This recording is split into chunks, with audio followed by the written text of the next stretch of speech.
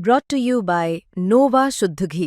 जब जब खाए दिल खुश हो जाए, सदियों का नोवा शुद्ध देसी घी, सपना स्वस्थ भारत का।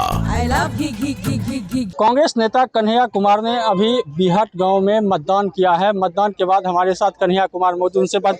मतदान किए हैं, क्या कहेंगे? मतदान किए हैं। बिहार में लोकतंत्र का महापर्व है।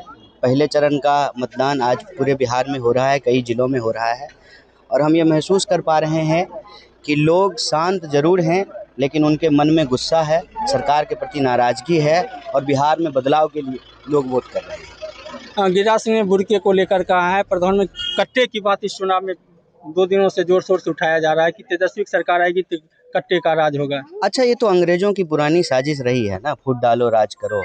तो उसी से सीख करके जो है भाजपा के नेता भी जो है वो डिवाइड एंड रूल की तरह डाइवर्ट एंड रूल करते हैं।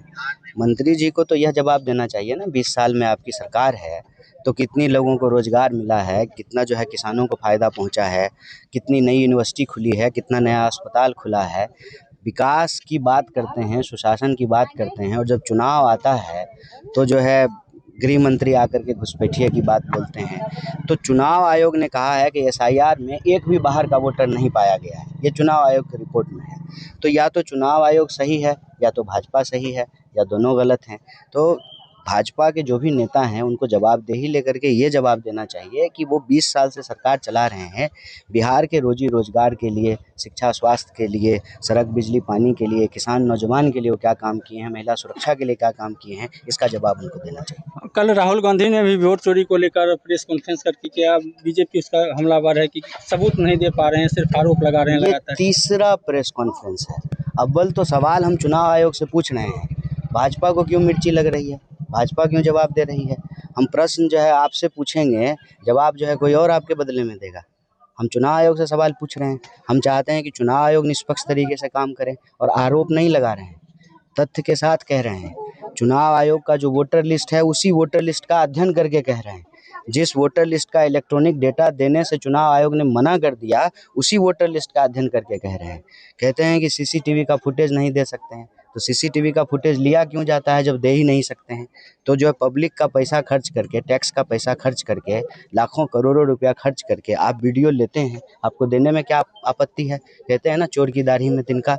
तो हम आरोप नहीं लगा रहे हैं, दावे के साथ कह रहे हैं, और जवाब चुनाव आयोग को देना चाहिए। भाजपा को तो इसमें कहने की कोई ज़रूरत नहीं है, और यह हम सब के लिए, भाजपा के लिए भी, कांग्रेस के लिए भी, पूरे देश के लिए ज़रूरी है कि चुनाव आयोग जैसी संस्था के ऊपर कोई संदेह नहीं हो। अगर संदेह खड़ा हो रहा है तो इसका जवाब देना चुनाव आयोग की जिम्मेवारी है। और यह तो और आरोप साबित हो जाता है कि चुनाव आयोग जो है भाजपा के प्रकोष्ठ की तरह काम कर रहा है। क्यों जो है एक ही तरह की बात चुनाव आयोग भी बोल रही है और बीजेपी भी बोल रही है? क्या दोनों का मर्जर हो गया है? क्या चुनाव आयोग बीजेपी का प्रकोष्ठ बन गया है? बीजेपी को ये कौन सा अधिकार है? गृह मंत्री बिहार आते हैं और कहते हैं कि हम अगली बार 1 चरण में मतदान कराएंगे। आप कौन होते हैं ये तय करने वाले कि कितने चरण में मतदान होगा? या तो चुनाव आयोग तय करेगी।